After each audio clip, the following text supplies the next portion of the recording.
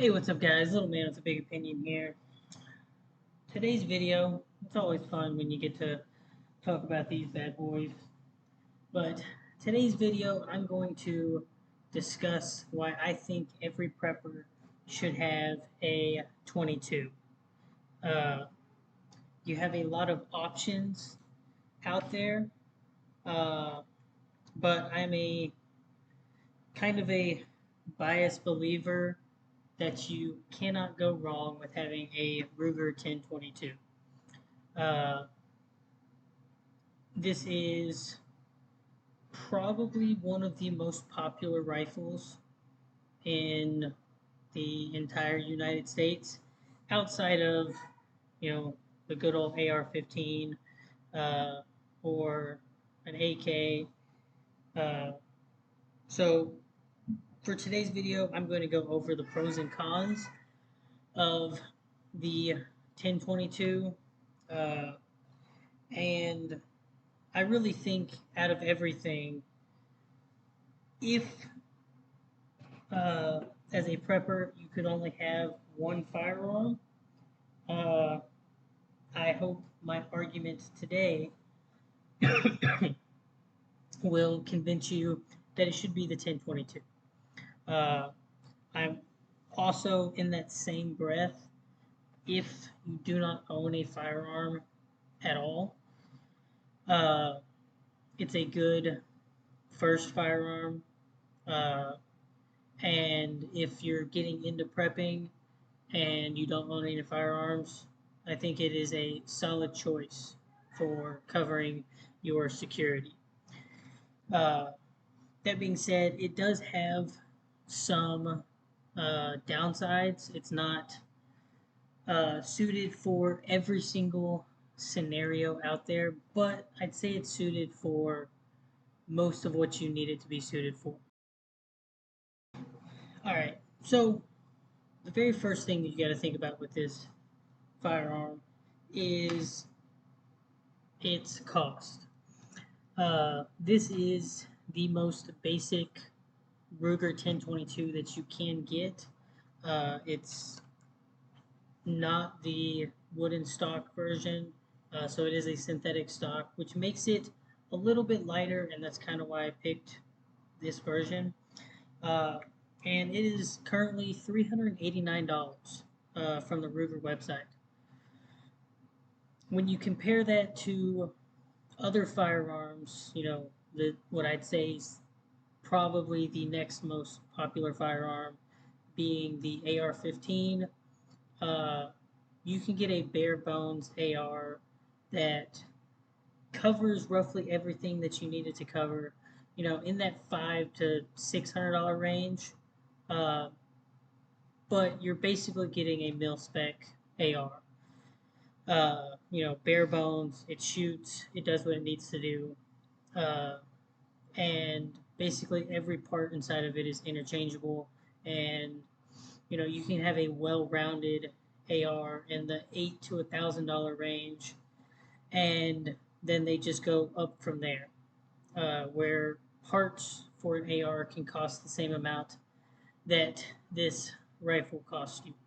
So from a cost standpoint, it is a very good starter firearm, which that leads me into still a cost version of this rifle, and that is the cost of the ammunition. So I use the Cabela's website uh, because I can't look up the cost of ammo across every single market. Uh, Cabela's is relatively cheap, so is Academy. Depending on where you live, you might have other options. Uh, but 22 ammo at its cheapest right now, and this is not buying it in bulk, because obviously if you buy it in bulk, it's going to bring the cost down a bit more. But 22 ammo is going for about 10 cents a round right now. And 223 ammo is going for about 55 cents a round right now. So for every 5 shots that you have that you can purchase for this firearm, you're purchasing 1 round for a AR. Uh, what that equates to uh, is you can do a lot more training and practice with this guy over your AR. Uh, and I think that's why a lot of people also really like 22s that are in a uh, pistol as well. And that's because you can literally go out plinking for pennies on the dollar with something like this over your AR. Uh, and I'm a firm believer that uh, the person with $1,000 gun and $10,000 worth of training with that gun is a lot more proficient than the person with the $10,000 gun. Uh, I've used those numbers interchangeably. The whole point of it is you should be spending more money on practicing with your firearm, running through drills, putting rounds down range, and I would feel more comfortable with someone that shot 5,000 rounds through a 1022 than someone who shot 1,000 rounds through an AR. Uh, and we're always training, we're always getting better, and it's something that as someone that did most of their startup and prepping while they were in college, I was able to do a lot more shooting with this firearm than I was with my AR. I guess another caveat that I would say, and most preppers would agree, you want all of the guns and all of the ammo, and you know a lot of people more focus on the guns and ammo than they do the beans and the water. So I'm not saying this is the only firearm that you should have, but if it came down to you can only grab one, uh, I'm picking this over most of my other firearms. Another benefit to this firearm is it's light. Uh, I know it's lighter than my AR, and that's mostly because I got the synthetic stock. The wooden stock would put it roughly at the same weight as my AR, uh, and that's just the rifle itself. Now, when it comes to magazines and ammo being carried, uh, I don't know the exact weight of it, but I do know these are significantly lighter when it comes to uh, the magazines and the ammo that you're carrying. Uh, you could, have a full loadout of 12 magazines for your AR, and so, you're carrying a decent amount of firepower, but for that same amount of 360 rounds, let's say 390 because you've got one in your firearm, you could carry a few thousand rounds for this gun. So that also means storage of 10,000 plus 22 rounds is going to be a lot smaller than 10,000 rounds of uh, 223, 556, or even shotgun or 308 or whatever the other calibers you have. So when it comes to the weight component, uh, this is a lot better. Again, going off on a little tangent, uh, whatever firearm that is your main carrying firearm, you should not only be training with it at the range, but when you go on rucks or you're camping or doing anything where you're doing training for prepping, you should be carrying what you plan on using while you're out there. Uh, you know, there are times where you just want to enjoy, being outdoors, but you should be training with the equipment that you plan on using in your SHTF situation. Uh, and so, if you're carrying this firearm, then you're carrying this firearm, you're training with it, and same thing with all of your other firearms. All right, another benefit, and this is the same for several different calibers out there, but the amount of firearms in the United States is very, very large. If you ask someone that had 10 or more firearms, uh, I could guarantee you just about that one of those firearms is another 22. So if you're thinking about Mad Maxing your way through the apocalypse, uh, it probably is not a good idea that you're using, a Lee Enfield, shooting 303, uh, you know, a British round that not a lot of people are going to be carrying. This is something that, my grandpa lives right next door. He's got two 22s. He's got about 10,000 rounds as well. My dad's got a 22. He's got several thousand rounds. My buddy Blake has a 22. He's got several thousand rounds. Uh, the neighbor across the street that hasn't prepped enough food and, kills over in that SATF situation, but is an avid hunter and, has firearms, probably has a 22 in their dwelling. That's the more sadistic side of it. Uh, but there are going to be people out there that are very willing to trade their bullets that they can't eat for things that they can't eat. Or, they're going to trade their bullets for shelter. Or, you know, this is this ammo type is readily available across the entire nation. And I very much believe that if the grid goes down for a prolonged period of time, that we will see uh, us going back to a barter system. People aren't going to care about how much cash that you have. They're going to care about food, water, medicine, shelter, survival. And if they don't think the grid's going to be coming back for a while, ammo is going to become, part of that currency. Watch any of the shows out there, and you can see that, ammo is one of the forms of gold within that society. Uh, so if you've got obscure rounds, uh, you know, say you bought a Desert Eagle and you have 50 AE, what are the odds? Let's say you live in a city of 25,000 people. What are the odds that someone else in that city also has something that shoots 50 AE? Versus you go buy a 1022, what are the odds of the 25,000 people in that town also having a 1022? So, something else to think about.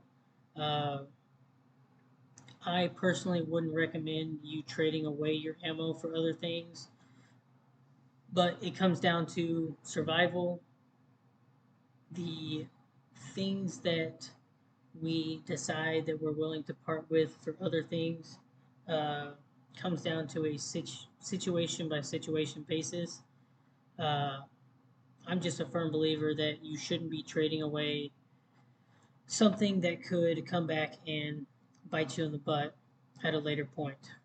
Uh, in this video, I will also say that uh, 22 12 gauge shotgun 223/556 and 9mm are probably going to be, uh, and I also throw in 308, are probably going to be your most common popular uh, calibers to be had out there. Uh, Calibers that fall into like the lesser category, I think would be 30-30, 30-06, 243, 762 by 39. Some of your other shotgun gauges like uh, 28 and 20 gauge, and maybe even 16 gauge. For it's one of those things that uh, if you're worried about a availability of 22 ammo uh, or availability of other ammunition types, 22 is probably going to be lowest on that list. Uh, 22 is also a really good indicator on the ammo market. If there's 22 ammo out there, there's probably ammo out there for your other firearms as well. So those are all of the pros that I have for it. Uh, the cons is it doesn't have a lot of stopping power. Yes, you are putting rounds down range, but a 22 does not have the same effect as a shotgun round, a 9 millimeter round. Uh, a 22 is not going to be extremely effective against much larger game than rabbits, foxes, things like that. Can you use a 22 to take down a bear or an elk?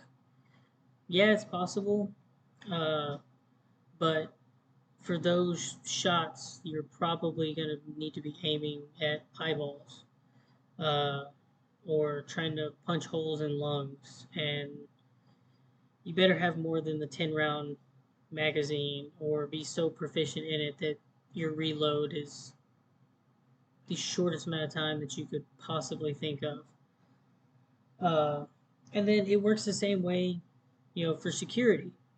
If someone broke into your house and wanted to cause harm, would you rather grab a 10/22 or your 9 millimeter pistol or a shotgun or even AR? Uh, there's not very many other rounds that get smaller than a 22. I think a 17 HMR is a smaller round, but uh, it's got a lot more powder behind it, a lot more oomph. Had to scare away the cat that's in heat. Uh, but its big downfall is it doesn't have a lot of weight behind the bullet, uh, and not a lot of stopping power. Uh, so really, that's my only complaint. A minor complaint is it is a very dirty uh, round, so the maintenance on your firearm and the cleaning of the barrel needs to happen, and the receiver area needs to happen more often with this over your other firearms. And I think that has a little bit to do with the frequency that it is shot. Uh, People are a lot more willing to do a mag dump on this of 25 rounds than they are, say, an AK, especially in today's market. A mag dump on here is $2.50, and what was the price of mag dump on a AR? About $15. Uh, so you tend to fire a lot more rounds through a 22 than you do a AR. Uh, so all of that being said, I think the pros outweigh the cons with this firearm.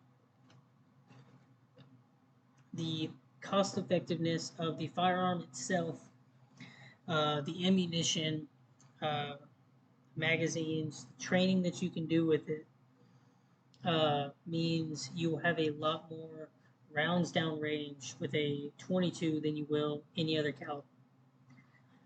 Uh, it's a good starter firearm because there is virtually no kick with this gun.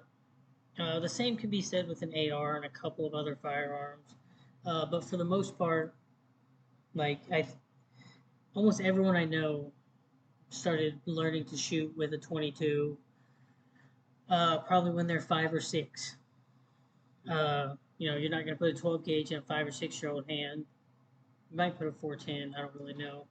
Uh, but I can say with certainty that as soon as I know that my son can hold up that 22, he's going to be learning firearm safety, gun safety, how to use it, how to clean it, how to take care of it. And it's a solid stepping stone to get into the other firearms out there. Uh, and if you're doing any type of training that you're going to be shooting rounds, uh, you should train with what you're going to carry. And if you're carrying something else, even if it's a 243, that's your carry firearm, trade with it. Uh, but 22 is also a very solid bet. Uh, and for the off chance that you find out you don't really care about firearms, you're out $400 instead of being out a lot more for other guns available out there. Uh, so if you don't have a firearm and you're looking to purchase one, I think the Ruger 1022 is a solid bet for being your first pick. Uh, if you could only take one firearm with you for any SHTF situation, 1022, solid pick. Uh, if you have been prepping and now you're looking at the security side of prepping and you're trying to buy, you know, a firearm for your safety of, you know, your preps and your family and stuff like that, 1022, solid bet overall. That being said, I'd like to know uh, y'all's thoughts in the comment section down below. Let me know, do you agree with what I said? Do you disagree? Do you have more points to add, whether they're in the pro or the con side of it? And then any other questions that you have. I'll be happy to answer them. And your questions might turn into a full hashed out video. And with that being said, if you enjoyed the video, leave a like. If you enjoy what we're doing with the channel, hit the subscribe button. And if you have a friend or family member that benefit from the discussions that we have in these videos, then share the channel with them. And with that, catch you in the next one.